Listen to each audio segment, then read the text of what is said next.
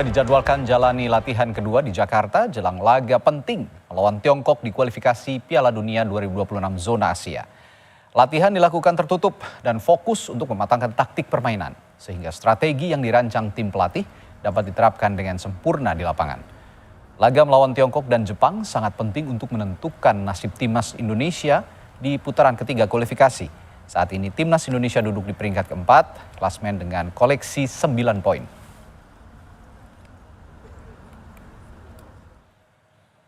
Perkembangan terkini dari persiapan timnas jelang laga lawan Tiongkok kita tanyakan jurnalis Kompas TV Abel Insani dan juru kamera Hanil Rivelino. Abel, laga lawan Tiongkok digelar lusa nanti hari Kamis tanggal 5. Latihan timnas hari ini bagaimana persiapannya? Ya, sekitar 35 menit yang lalu, Radi dan juga saudara timnas menaiki bus langsung masuk ke Stadion Madia Gelora Bung Karno, di mana memang rencananya untuk latihan ini dimulai pada pukul 18 waktu Indonesia Barat, tapi pada pukul 18.15 waktu Indonesia Barat kurang lebih baru datang dan langsung masuk ke dalam Stadion Gelora Bung Karno. Memang untuk saat ini karena terbatas begitu ya untuk akses dari wartawan bisa masuk ke dalam lapangan, sehingga kami hanya ada di sekitar atau di depan Stadion Madia, dan ini juga bertujuan untuk lebih fokus dari pemain itu sendiri. Nah, Radi dan juga saudara, kalau kita melihat untuk latihan hari ini sebenarnya dari timnas Indonesia, tidak hanya dari timnas Indonesia saja yang berlatih di Gelora Bung Karno atau di Stadion Madia Gelora Bung Karno, tetapi untuk timnas China ini juga sebenarnya melakukan pelatihan juga di lapangan A Gelora Bung Karno. Tapi kalau tadi kita melihat untuk timnas Indonesia yang hari ini berlatih, ini ada 29 pemain, Radi dan juga saudara.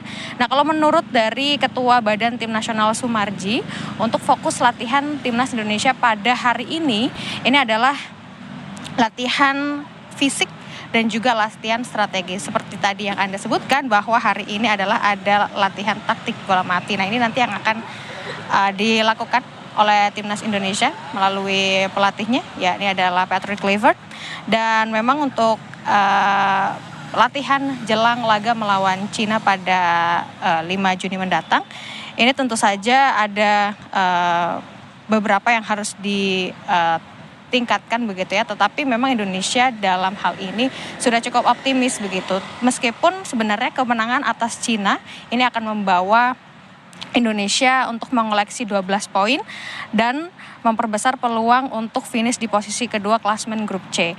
Nah, untuk lolos ke Piala Dunia 2026 mendatang, Indonesia juga harus mengalahkan Jepang, dan laga terakhir yang berharap Australia dan juga Arab Saudi ini kehilangan poin di sisa pertandingan mereka.